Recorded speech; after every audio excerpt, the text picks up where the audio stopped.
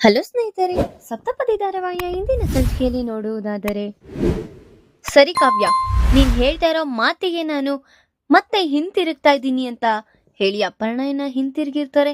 ಈ ಕಡೆ ನೋಡಿದ್ರೆ ರಾಜ್ ಕಾವ್ಯನ ಹಾಗೆ ನೋಡ್ತಾ ಮೌನವಾಗಿ ನಿಂತಿರ್ತಾನೆ. ಇನ್ನ ಕಾವ್ಯ ಸೀದಾ ರೂಮ್ ಒಳಗ್, ಕಳಾವತಿ, ನೀನ್ ಏನ್ ಹೇಳ್ತಿದ್ಯಾ, ಏನ್ ಮಾಡ್ತಿದ್ಯಾ ಅನ್ನೋದು ನಿನಗ್ ಸ್ವಲ್ಪ ಆದ್ರೂ ಅರಿವಿದ್ಯಾ? ಯಾಕ್ರಿ ನೀವ್ ಇನ್ನೂ ಖುಷಿ ಪಡ್ಬೇಕು ರೀ, ಹೇಗೋ ಅತ್ತೆಯವರು ಮನೇಲೇ ಇದಾರಲ್ಲ ಅಂತ. ನೀವೆಂತಕ್ಕೆ ಈ ರೀತಿ ನನ್ನ ಹತ್ರ ಜಗಳ ಆಡ್ತಾ ಇದ್ದೀರಾ? ನಾನು ನಿನ್ನ ಹತ್ರ ಜಗಳ ಆಡ್ತಾ ಇಲ್ಲ. ನಾವ್ ಹೇಳಿದೇನು, ನೀನ್ ಮಾಡಿದೇನು ಅಲ್ಲಿ ಏನೋ ಒಂದು ಮಾಡಿ ಅತ್ತೆನ ಮನೆಯಿಂದ ಹೊರಗೆ ಹೋಗ್ದಿರಾ ನಿಲ್ಸಿದೀನಲ್ವಾ, ಖುಷಿ ಪಡಿ ಅಂತ ಹೇಳ್ತಾ ಇದ್ರು. ನನಗೆ ಖುಷಿ ಬೇಕಾಗಿಲ್ಲ.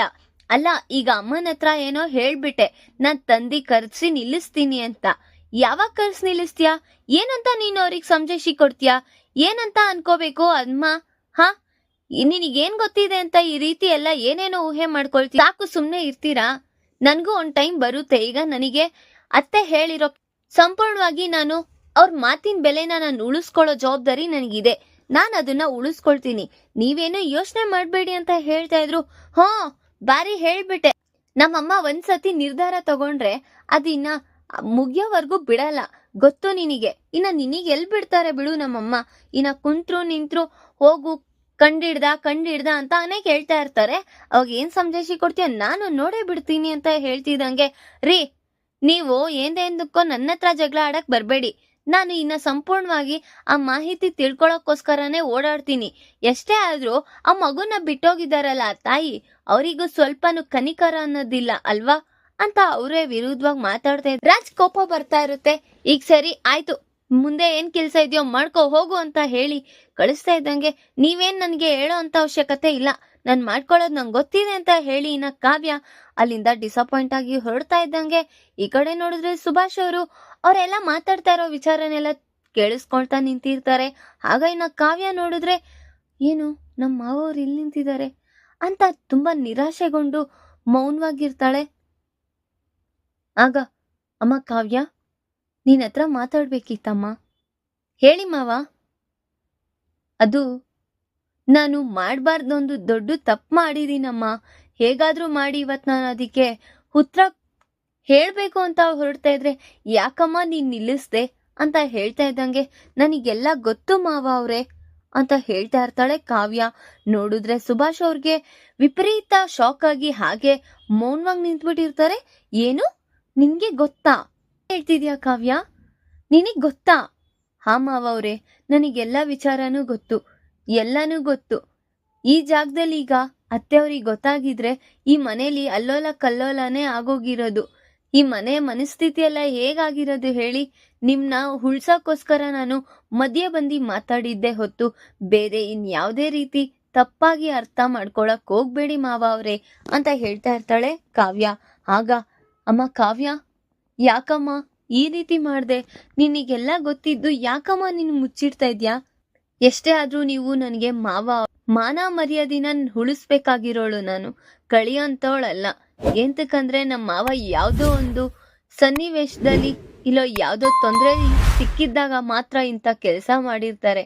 ಅವ್ರ ಮೇಲೆ ನನಗೆ ಸಂಪೂರ್ಣವಾದ ನಂಬಿಕೆ ಇದೆ ಅಂತ ಹೇಳ್ತಾ ಇದ್ದಂಗೆ, ಅದನ್ನ ನೋಡಿ ಅವರಿಗೆ ಆ ವಿಚಾರನ ಕೇಳಿಸ್ಕೊಂಡು ತುಂಬಾ ಮೌನವಾಗಿ ನಿಂತ್ಕೊಂಡು ಆಲಿಸ್ತಾ ಇರ್ತಾರೆ.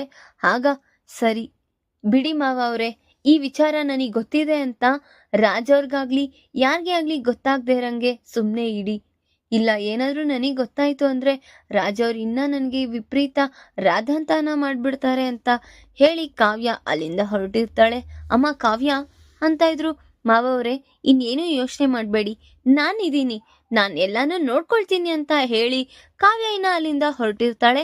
ಈ ಕಡೆ ನೋಡಿದ್ರೆ ನಾಗವೇಣಿ, ಏನಪ್ಪ ನಾವೇನೋ ಅನ್ಕೊಂಡ್ರೆ ಏನೋ ಆಗ್ತಿದ್ಯಲ್ಲ ಇಲ್ಲಿ ಅಂತ ತುಂಬಾ ಡಿಸಪಾಯಿಂಟ್ ಆಗಿ ಕೂತಿದ್ದಾಗೆ, ಇನ್ನ ರಾಹುಲ್ ಸೀದಾ ಅವನು ಸೂಟ್ ಕೇಸ್ ಎತ್ಕೊ ಬರ್ತಾನೆ.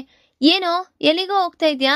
ಇಲ್ಲಿ ನಾನು ಏನೋ ಟೆನ್ಷನ್ ಅಲ್ಲಿದ್ರೆ ನೀನೇನು ಊರೂರ್ ಶಿಕಾರ್ ಹೊಡಿಯಕ್ಕೆ? ಮಮ್ಮಿ, ಇದು ನಾನು ಹೋಗಕ್ಕಲ್ಲ, ನಾನು ನೀನು ಇಬ್ರು ಹೋಗಕ್ಕೆ. ಏನೋ ನಾನು ಎಲ್ಲಿಗೆ ಬರ್ತೀನೋ? ನೀನ್ ಎಲ್ಲಿಗೆ ಬರ್ತೀಯ? ಅಲ್ಲ, ಇಲ್ಲಿ ಯಾರು ಅವ್ರವ್ರು ಬಿಟ್ಟು ಹೋಗಲ್ಲ. ನೀನ್ ನೋಡಿದ್ರೆ ಕಾವ್ಯ ಬಿಟ್ಟೋಗ್ತಾಳೆ, ಅವ್ರ ಅತ್ತೆ ಬಿಟ್ಟೋಗ್ತಾರೆ, ರಾಜ್ ಬಿಟ್ಟೋಗ್ತಾನೆ ಅಂತ ತುಂಬಾ ಆಸೆ ಇಟ್ಟೆ. ನೋಡಿದ್ರೆ ಅಲ್ಲಿ ಆ ಕಾವ್ಯ ಎಲ್ಲಾನು ಹಾಳು ಮಾಡ್ಬಿಟ್ಲು. ಇನ್ನ ಯಾರು ಏನು ಹೋಗೋದ್ ಬೇಡ, ನಾವೇ ಫಸ್ಟ್ ಈ ಮನೆಯಿಂದ ಹೊರಗೆ ಹೋಗ್ಬಿಡೋಣ ಬಾ ಮಮ್ಮಿ, ನೆಮ್ಮದಿಯಾಗಿರ್ಬೋದು ಅಂತ ಹೇಳ್ತಾ ಇದ್ದಂಗೆ, ಹೇ ಏನೋ ಹುಚ್ಚುನ್ ತರ ಮಾತಾಡ್ತಾ ಇದ್ಯಾ, ನಾವಿರೋದೇ ಇಲ್ಲಿ ಆಸ್ತಿ ಅಂತಸ್ತಿಗೋಸ್ಕರ ಕಣೋ, ಹೀಗೇನೋ ನೀನು ಹೊಸ್ದಾಗಿ ಮನೆ ಬಿಟ್ಟು ಹೋಗೋಣ ಅಂತಿದ್ಯಾ, ಮತ್ತೆ ಇನ್ನೇನ್ ಮಾಮ್ ಇಲ್ಲೆಲ್ಲ ಸರಿ ಇರಲ್ಲ ಬಾ ಮಾಮ್ ಅಂತಿದ್ರು, ಬೇಡ ಕಣೋ ನಾವೇನಿದ್ರು ಸಾಧಿಸ್ಬಿಟ್ಟು ಹೋಗ್ಬೇಕು, ಅವಾಗ ನಮ್ಗೊಂದ್ ಲೆಕ್ಕ ಇರುತ್ತೆ ಅಂತ ಹೇಳ್ತಾ ಇರ್ತಾಳೆ ನಾಗವೇಣಿ. ಸರಿ ಏನೋ ಮಾಡ್ಕೊ ಹೋಗು ಅಂತ ಹೇಳಿ ಇನ್ನ ರಾಹುಲ್ ಸಹ ಅಲ್ಲಿಂದ ಹೊರಟಿರ್ತಾನೆ. ಧಾರಾವಾಹಿಯ ಪ್ರತಿಯೊಂದು ಸಂಚಿಕೆ ತಪ್ಪದೆ ನೋಡಬೇಕಾದರೆ ನಮ್ಮ KTVS 365 ಚಾನಲ್ ಗೆ ಸಬ್ಸ್ಕ್ರೈಬ್ ಮಾಡ್ಕೊಳ್ಳಿ, ಹಾಗೆ ಪಕ್ಕದಲ್ಲಿರುವ ಬೆಲ್ ಬಟನ್ ಅನ್ನು ಪ್ರೆಸ್ ಮಾಡಿ ಅದರಲ್ಲಿ ಆಲ್ ಆಪ್ಷನ್ ಸೆಲೆಕ್ಟ್ ಮಾಡ್ಕೊಳ್ಳಿ. ಇದರಿಂದ ನಾವು ರಿಲೀಸ್ ಮಾಡುವಂತಹ ಸಂಚಿಕೆ ಅಪ್ಡೇಟ್ ನೋಟಿಫಿಕೇಶನ್ ಸಿಗುತ್ತೆ. ಇನ್ನ ಕಾವ್ಯ ಗಾಢವಾಗಿ ತುಂಬಾ ಯೋಚನೆ ಮಾಡ್ತಾ ನಿಂತಿರ್ತಾಳೆ. ಆ ಟೈಮಲ್ಲಿ ಅವರ ಅಜ್ಜಿ ಬಂದು, ಕಾವ್ಯ ಎಲ್ಲೆಲ್ಲ ಅಂತ ನಿನ್ನ ಹುಡುಕೋದು ಅಂತ ಹೇಳ್ತಿದಂಗೆ, ಯಾಕಜ್ಜಿ ಏನಾಯ್ತು, ಮತ್ತೇನು ಅವಾಗಿಂದ ಹುಡುಕ್ತಾ ಇದ್ದೀನಿ ಕಾಣಿಸ್ತೀರ, ಇಲ್ಲಿ ನಿಂತ್ಕೊಂಡು ಏನೋ ಯೋಚನೆ ಮಾಡ್ತಿದ್ಯಾ, ಹೋ ನಿಮ್ಮ ಅತ್ತೆ ಅವ್ರು ಹೇಳಿರೋ ಮಾತಿಗೆ ಹೇಗಪ್ಪ ನಾನು ಹುಡುಕೋದು, ಹೆಂಗ್ ನಾನು ಅವ್ರನ್ನ ತಗೊಬಂದು ನಿಲ್ಸೋದು ಅಂತ ಯೋಚನೆ ಮಾಡ್ತಾ ಇದ್ಯಾ, ಹಾಗೇನು ಇಲ್ಲ ಅಜ್ಜಿ ಹೇಳಿ ಅಂತ ಹೇಳ್ತಿದ್ರು, ನನಗೇನು ಗೊತ್ತಿಲ್ಲ ಅನ್ಕೊಳಕ್ ಹೋಗ್ಬೇಡ, ಆ ಬಗ್ಗೆ ನೀನೀಗ ನಿಮ್ಮ ಅತ್ತೆ ಹೇಳಿರೋ ಬಗ್ಗೆ ಯೋಚನೆ ಮಾಡಿ ಅವಳನ್ನೇನಾದ್ರೂ ನೀನ್ ಕರ್ಕೊಬಂದು ನಿಲ್ಲಿಸ್ದೆ ಅನ್ಕೋ, ನಿನ್ ಮಧ್ಯೆ ಮತ್ತೆ ರಾಜ್ ಮಧ್ಯೆ ಒಂದು ಬಿರುಕು ಸೃಷ್ಟಿ ಆಗುತ್ತೆ, ಆಗ ನೀವಿಬ್ರು ಇವಾಗ ಎಷ್ಟು ಖುಷಿಯಾಗಿರೋಕ್ಕಾಗುತ್ತಾ, ನಿಮ್ 3 ಜನ ಜೀವನ ಏನಾಗುತ್ತೆ, ನಿಮಗ್ ಸ್ವಲ್ಪ ಆದ್ರೂ ಯೋಚನೆ ಅನ್ನೋದು ಮಾಡ್ತಾ ಇದೆಯೋ ಇಲ್ವೋ ಅಂತ ಹೇಳ್ತಿದ್ದಂಗೆ, ಹಾಗಲ್ಲ ಅಜ್ಜಿ, ಮತ್ತೆ ಹಾಗಲ್ಲ ಈಗಲ್ಲ ಅಲ್ಲ, ನೀನ್ ಕರ್ಕೊಬಂದು ನಿಲ್ಸಿದ್ರೆ ಈಗ ಆ ಮಗುಗೆ ತಾಯಿ ಆಗ್ತಾಳೆ ಹೊತ್ತು ನೀನ್ ಗಂಡನ್ಗೆ ಹೆಂಡತಿ ಆಗ್ತಾಳೆ, ಆಗ ನಿನ್ ಜೀವನ ಏನಾಗುತ್ತೆ, ಸ್ವಲ್ಪ ತಲೆಯಲ್ಲಿ ಬುದ್ಧಿ ಇಟ್ಕೊಂಡು ಯೋಚನೆ ಮಾಡು ಅಂತ ಹೇಳ್ತಾ ಇದ್ರು. ಆದ್ರೂ ಆ ಮಗುನ ಆದ್ರೂ ಅವಳು ಎಂತ ಹೆಂಗ್ಸಪ್ಪ, ಆ ಹುಟ್ಟು ಕೂಸುನ ಆ ರೀತಿ ಬಿಟ್ಟೋಗಿದ್ದಾಳೆ ಅಂದ್ರೆ ಅವಳಿಗೆ ಸ್ವಲ್ಪನೂ ಬುದ್ಧಿ ಬೇಡ್ವಾ, ಹೀಗೆ ನೋಡು ಇಷ್ಟು ದೊಡ್ಡ ವ್ಯಕ್ತಿ 25 ವರ್ಷ ಹುಡ್ಗ ಆಗಿರೋನ್ಗೇನೆ ಅಪರ್ಣ ಬಿಟ್ಕೊಡ್ದಿರಾ ಇಲ್ಲೇ ನಿಂತ್ಕೊಂಡು ಅವ್ರ ಮಗನ್ಗೋಸ್ಕರ ನಿಂತಿದ್ದಾಳೆ, ಇದು ತಾಯಿ ಪ್ರೀತಿ ಅಂದ್ರೆ. ಆ ಮಗುನ ಬಿಟ್ಟು ಅವಳು ಹೇಗಿದ್ದಾಳೋ, ಆ ಹುಟ್ಟಿರೋ ಕೂಸನ ತಕ್ಷಣ ನನಗ್ ಬೇಡ ಈ ಮಗು ಅಂತ ಹೇಳಿ ಅವನ್ ಕೈ ಕೊಟ್ಟಿದ್ದಾನೆ ಅಂದ್ರೆ ನನಗ್ ಯಾಕೋ ನಂಬಿಕೆನೇ ಇಲ್ಲ ಅಂತ ಹೇಳ್ತಿದ್ದಂಗೆ ತುಂಬಾ ಯೋಚನೆ ಮಾಡ್ತಾ ಇರ್ತಾಳೆ ಕಾವ್ಯ. ಹೌದಲ್ವಾ, ಅವ್ರ ಮಕ್ಕಳಾದ್ರೆ ಅದ್ ಸಲೀಸಾಗಿ ಹೇಗ್ ಬಿಟ್ಬಿಡ್ತಾರೆ, ಇಲ್ಲ ಅಲ್ವಾ, ಎಷ್ಟೇ ಆದ್ರೂ ಅಮ್ಮಂದಿರು ಮಕ್ಕಳನ್ನೆಲ್ಲ ಎಲ್ಲಿ ಬಿಟ್ಕೊಡ್ತಾರೆ ಅಂತ ಯೋಚನೆ ಮಾಡ್ತಾ ಏನಾದ್ರೂ ಮಾಡಿ ಕಂಡಿಡಿಬೇಕು ಅಂತ ಯೋಚನೆ ಮಾಡ್ತಾ ಇರ್ತಾಳೆ ಕಳಾವತಿ.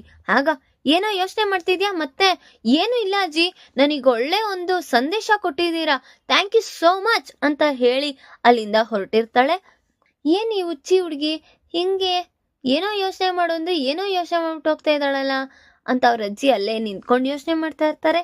ಈ ಕಡೆ ನೋಡಿದ್ರೆ ಅನಾಮಿಕಾ ಹೇಗಾದ್ರೂ ನಾನು ಕಲ್ಯಾಣ್ನ ನನ್ ಕಡೆ ವಶ ಮಾಡ್ಕೋಬೇಕು ಅಂತ ತುಂಬಾ ಮುಸ್ತಾಬಾಗಿ ರೆಡಿ ಆಗ್ತಾ ಇರ್ತಾಳೆ. ಕಲ್ಯಾಣ್ ಒಳಗ್ ಬಂದಾಗ, ಕಲ್ಯಾಣ್ ಹೇಗಿದೆ ನನ್ ಪರ್ಫ್ಯೂಮ್ ಸ್ಮೆಲ್ ಅಂತ ಕೇಳ್ತಿದಂಗ, ಏನೋ ಚೆನ್ನಾಗಿದೆ, ಏಂತಕ್ಕೇನು ಅಂತ ಕೇಳಲ್ವಾ, ಏನ್ ಕೇಳಿ ಏನ್ ಉಪಯೋಗ ಇದೆ, ಅದೇ ಉಪಯೋಗ ಏನಿದೆ ಅಂತಲ್ಲ, ನೋಡು ನನ್ ವಾಸನೆ ಎಲ್ಲ ಹೇಗಿದೆ, ನನ್ ಪರ್ಫ್ಯೂಮ್ ಸ್ಮೆಲ್ಲು, ಮತ್ತೆ ನಾನ್ ಹೇಗ್ ಕಾಣಿಸ್ತಾ ಇದ್ದೀನಿ ಅಂತ ಎಲ್ಲ ಕೇಳ್ತಾ ಇರ್ತಾಳೆ. ನೋಡಿದ್ರೆ ಇರೋ ರೀತಿನೇ ಇದ್ಯಾ, ನಿನ್ಗೇನ್ ಹೊಸ್ದಾಗಿ 2 ಕೊಂಬೇನ್ ಬಂದಿಲ್ವಲ್ಲ ಅಂತ ಹೇಳ್ತಾ ಇದ್ರು. ಇನ್ನ ಅನಾಮಿಕಾ ಕಲ್ಯಾಣ್ ಹತ್ರ ಹೋಗ್ತಾ ಇರ್ತಾಳೆ. ಹೇಗಾದ್ರೂ ಮಾಡಿ ಕಲ್ಯಾಣ್ನ ನನ್ ಕಡೆ ವಶ ಮಾಡ್ಕೊಂಡು ನಾನು ಅವನ್ ಕಡೆಯಿಂದ ನೆಮ್ಮದಿ ಜೀವನನ ಲೀಡ್ ಮಾಡ್ಬೇಕು ಅಂತ ಅನ್ಕೊಳ್ತಾ ಇರ್ತಾಳೆ. ನೋಡಿದ್ರೆ ಕಲ್ಯಾಣ್ ಅವಳಿಂದ ತಿರಸ್ಕರಿಸ್ತಾ ಇರ್ತಾನೆ. ಈಗ ಕಾವ್ಯ ಹೊರಟಿದ್ದಾಳೆ, ಹೇಗಾದ್ರೂ ಮಾಡಿ ಆ ಹೆಂಗ್ಸ್ ಯಾರು, ಆ ಮಗುನ ಬಿಟ್ಟೋಗೋ ಅಂತ ಅವಶ್ಯಕತೆ ಏನಿತ್ತು ಅಂತ ಯೋಚನೆ ಮಾಡ್ತಾ ಈಗ ಹುಡ್ಕಕ್ ಹೊರಟಿದ್ದಾಳೆ. ಕಂಡಿಡಿತಾಳ ಕಾವ್ಯ. ಈ ಕಡೆ ನೋಡಿದ್ರೆ ನಾಗವೇಣಿನು ಮತ್ತೆ ರಾಹುಲ್ ಇಬ್ರು ಸೇರಿ ಇನ್ನ ಈ ಮನೇಲಿ ಏನಾದ್ರೂ ಮತ್ತೆ ಅಲ್ಲೋಲ ಕಲ್ಲೋಲ ಸೃಷ್ಟಿಸ್ಬೇಕು ಅಂತ ಕಾವ್ಯನ ಬೆನ್ ಹಿಂದೆ ಆಡ್ತಾ ಇದ್ದಾಳೆ ನಾಗವೇಣಿ. ಅವಳಕ್ಕಿಂತ ಮುಂಚೆ ನಾಗವೇಣಿನೇ ಕಂಡಿಡಿತಾಳ ನನ್ನ ಮುಂದಿನ ಭಾಗದಲ್ಲಿ ತಿಳಿಸ್ಕೊಡ್ತೀನಿ. ಈ ವಿಡಿಯೋ ಇಷ್ಟ ಆದ್ರೆ ಲೈಕ್ ಮಾಡಿ, ನಿಮ್ಮ ಫ್ರೆಂಡ್ಸ್ ಹಾಗೆ ನಿಮ್ಮ ರಿಲೇಟಿವ್ಸ್ಗೂ ಶೇರ್ ಮಾಡಿ ಅಂಡ್ ಕಮೆಂಟ್ ಮಾಡಿ.